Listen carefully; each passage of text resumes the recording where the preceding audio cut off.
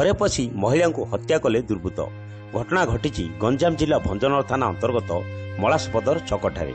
गतकाली राति घरे स्वामी और पुओ नथिबार सुजोग नहीं दुर्बृत्त माने घर छात उपरକୁ जाई सेठारे महिला को धारुआ अस्त्र रे आक्रमण करथिले।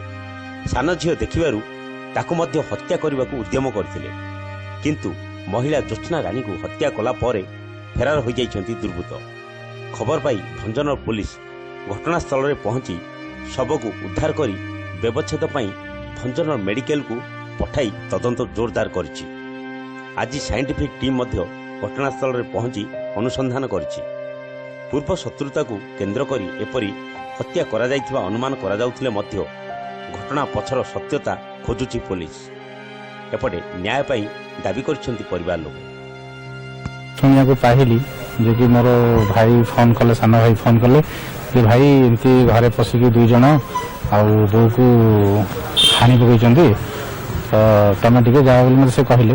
तापरे मु कॉल कली घर को, और कॉल कर मोर साली मते कॉल कले भाई आउ एमती घरे पशिकी दुई जन आछंती हानिचंती आ मु डरे मते मु डरिकी लुकिकी अछि।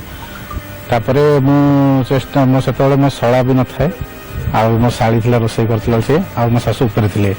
पर मु कहली आ सळा तापर आसले मते कॉल कला पर मुझे कौन है बाबू ना एमती भाई मम्मी नाहती, मम्मी मरी गलानी।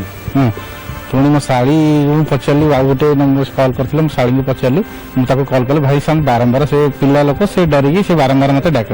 तो मुझे हाँ ठीक अच्छे मुझे जाऊँ मो मिसेस को लेकिन बाहर गला सी तार कांदी से तार पाटिकुंड पड़ जाता।